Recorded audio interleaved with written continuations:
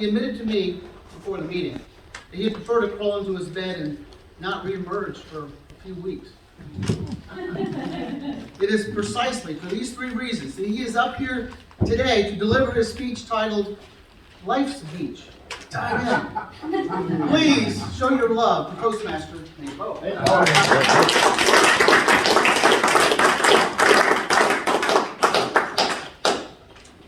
Thank you, Toastmasters, members of the front table, guests, and former hand models. I think we've all been there, right? We've had days where it's just too much. We've had weeks like that, months like that. I know I have. I had a speech planned, and I was like, I don't want to take people on that journey. I'm in kind of a tough place right now. I lost my father earlier in the month, and we weren't super close, but somehow those feelings that you think you have control over, you got no control over. So instead, I want to be your Xena God for a trip. I want to take you somewhere cool. Someplace I go when I'm upset, even if it's only just mentally. So where are we going to go, you guys ask? California, Laguna Beach, sunshine, beautiful ocean. I used to live there, actually. I used to live in Laguna Niguel. The house I lived in, I was up on a hill. It was actually Niguel Road. And the backside of my house, I had a clear fence where I could see the Santa Ana Mountains. On the other side, if I just walked down into the grass around the side, I could see the ocean. I could even take my mountain bike and ride down into the Aliso Canyon Park and go mountain biking on some of the most beautiful trails I've ever seen. Laguna's awesome. The weather's great, the food's great. One of the things I'd love to do is go kayaking. How many here go kayaking? I know Mark likes to surf. So when you get down on the water, it just changes your perspective, right? You get down and you're like, driving by the water, it looks totally different than when you're sitting in it, right? The world just takes on a completely different mood. I used to have my kayak chained up on the beach. I was so lucky because I could just go there, unhook it, throw it in the water, and just forget about everything.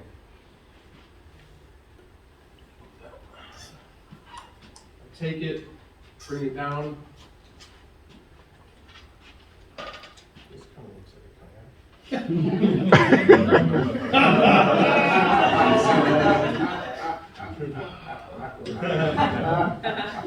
Let's go on a kayak journey together. I take my boat. The surf isn't too rough. Put it in the water.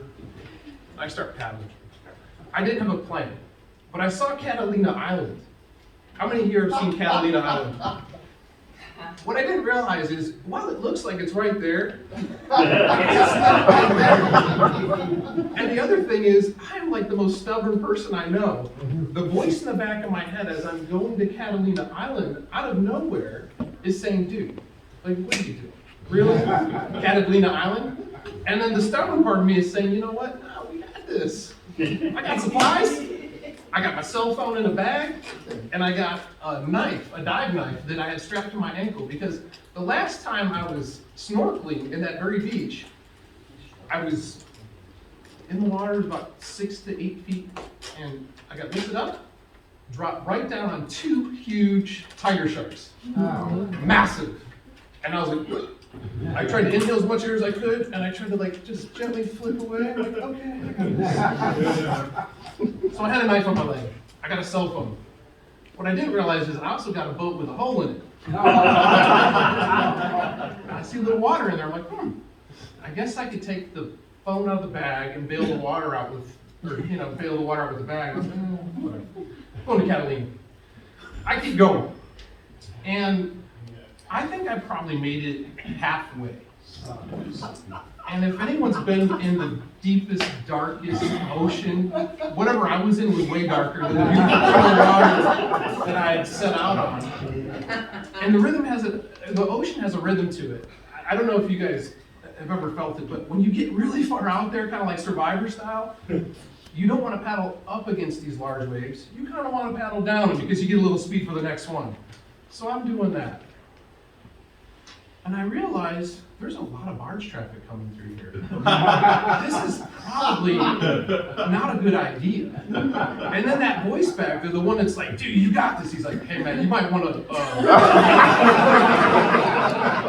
And so I was like, all right, with my paddle and my tail between my legs, I turned around and decided, let's go into a place of safety. So I start paddling, and almost just as far from the halfway point to Catalina was the point where I could get some safe haven and come back in. You see, some weather came in, and the waves were now getting bigger and bigger on the shore, because when I came in, I could see people getting dusted.